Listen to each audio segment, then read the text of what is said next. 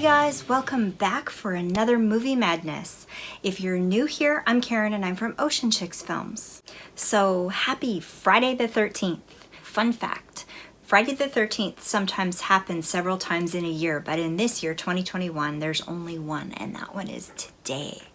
Spooky. Tonight I thought maybe it would be a good night to do a review of Friday the 13th, but then I thought, nah, let's do something more fun. Let's have a look at one of my favorite movies from a long time ago, Night of the Comet from 1984. Night of the Comet from 1984 is an American sci-fi comedy horror film. A rare comet sighting brings Earth under attack by cannibal zombies, leaving teen sisters Reggie and Samantha fighting to survive. Directed by Thom Eberhardt, starring Catherine Mary Stewart, Kelli Maroney, Robert Beltran, and Jeffrey Lewis. This film is an iconic cult classic running about an hour and 35 minutes, and the filmmakers that created it took a small $700,000 budget, turned that into a $14.4 million box office smash. It's just crazy. It did so well, and I watched it recently, and it has the same staying power as it did back then. It was directed by Thom Eberhardt, he directed Without a Clue and Gross Anatomy. Do you remember those ones? And he was also the writer for Honey, I Blew Up the Kids. I liked that movie. I remember that when I was younger watching that. That was a good one. It has an awesome cast starring Catherine Mary Stewart, Kelli Maroney, and Robert Beltran. So Catherine Mary Stewart plays Regina, one of the lead characters, and one of the two sisters that the movie is about. And I didn't realize she's Canadian, so that's pretty cool. And her parents were teachers, and her whole family is in film. That's very cool. She was also started out as a dancer, just like me. That's pretty neat too. She's just super iconic 80s actress and super kick-ass and gorgeous, and man, just love her to bits. She was fantastic in this movie. She's done lots of movies and TV over the years. She was even in Weekend at Bernie's, and she did a soap opera too. And Kelli Maroney, who played Samantha, was Regina or Reggie's sister in the movie. She's an American movie and TV actress as well, and she was in Fast Times at Ridgemont High, if you remember that. I sure do. I love that movie. She also was in a movie called The Chopping Mall. I don't think I've ever seen that one. I'll have to look for it. And she was in soap operas too. Soap operas were really popular back then. Myself and my mom and dad were super into them. We used to watch. My parents were into Young and the Restless, and I really liked General Hospital. That was my favorite. And Robert Beltran plays Hector in this film. You would remember him probably from Star Trek Voyager as Commander Chakotay. I sure do. I absolutely loved Star Trek, all of them. I watched every single one, I think. As you can see, kind of a little bit of a fan. I like Star Wars too. Don't get me wrong, but Star Trek holds a special place in my heart. Watched that with my dad growing up, and just love that show. Love all of the series, actually.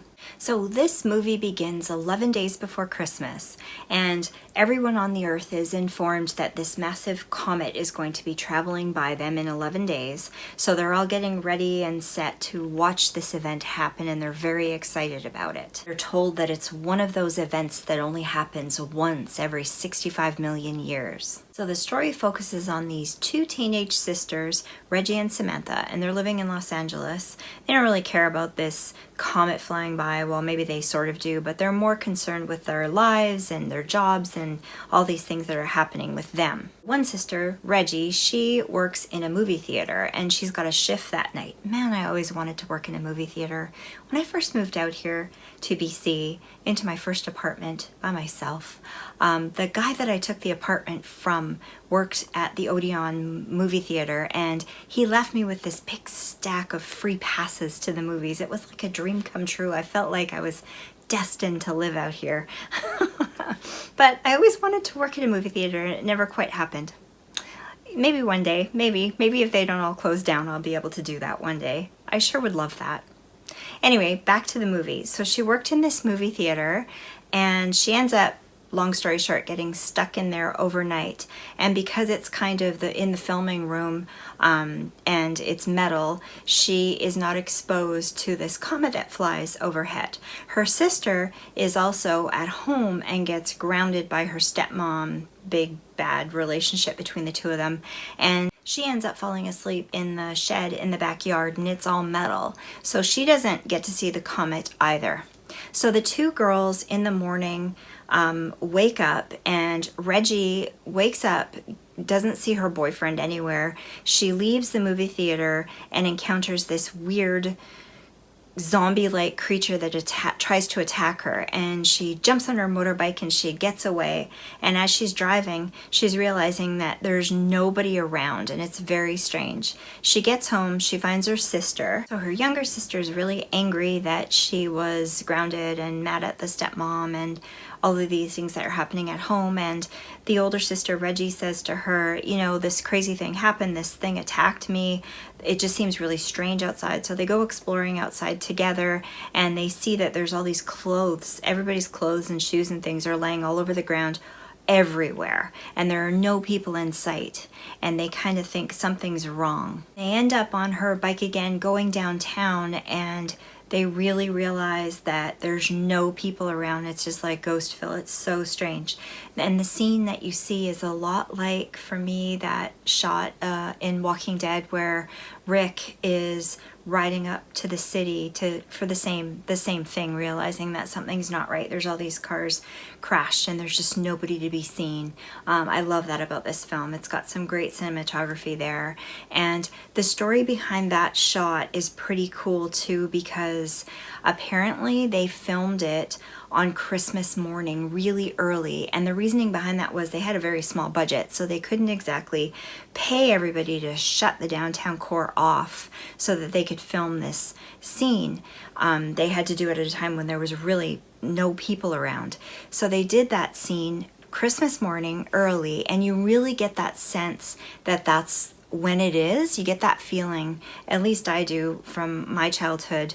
At Christmas time early in the morning, it would be so bitter cold in northwestern Ontario, and there was just nobody around, right? You just wanted to be home curled up in your bed. You didn't want to be out and about, but it was very bleak like that. So this shot has that sort of feel to it. And so Catherine Mary Stewart in an interview said that it was very weird filming at early in the morning like that, and they also had to do some night filming as well. She said because back then they didn't have CGI either, and they didn't have the budget, like I said, so they couldn't block off all the street and all the stores to rent out that space so that they could film exclusively there with no interruptions. So if there was by accident someone wandering around, or a window cleaner, you know, cleaning one of the windows, and there were lots of windows in this shot, they'd have to redo it and keep redoing it until they got it just right, because they couldn't go back in with computers after and erase things like they can nowadays.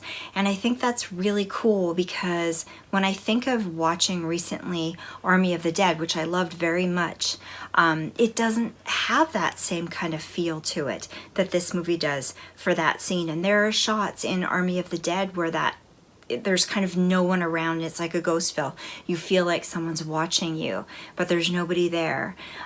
Same kind of deal, but so much different back then, the kind of filming compared to today with CGI. And you know, CGI, I think in Army of the Dead was done exceptionally well. I think it was incredible what he was able to pull off, but I just think that back then it was really incredible how they could capture that moment. And I think that's what part of what makes that movie so iconic, is that they were able to capture that era, that moment in that time, and it really comes out. Okay, so at this point they realize that there's something's wrong, obviously wrong. You know, there's all these cars pulled over, there's no people, there's clothing everywhere, something happened with that comet, and they're searching for this radio station downtown where they had heard a signal coming from still, so they figure maybe they can get some help, maybe there's people there. And at that point they end up meeting Hector. and some not so nice people and some evil scientists and the whole 9 yards. You gotta watch it to see what happens, but it's pretty cool. Lots of adventures and lots of things going on. This film is so fun, and Thom Eberhardt, the director, wanted to merge the idea of a strong female protagonist with his love of post-apocalyptic films set in empty cities, and I think he's very much accomplished that. And like I said, I watched it recently and it still really holds up. It has very iconic 80s hair, makeup, dialogue, music, the storyline, all of it. And it really does have a little bit of something for everybody. There's gore, there's horror, there's comedy, there's romance, and even sci-fi elements too. And I absolutely love that the leading characters are women, and they're strong, they're kick-ass, they're intelligent. That's brilliant. Absolutely love that. That was very rare for back in the 80s, especially with a movie like this. And maybe my favorite part in the whole thing is that the lead actor, he's not a douche. You know, he's pretty cool. Another scene that I thought was really cool, kind of an aside, was where she's playing the video game Tempest, and she's got the highest score and she's pissed off because somebody's bumped her out of the top spot. Oh my god.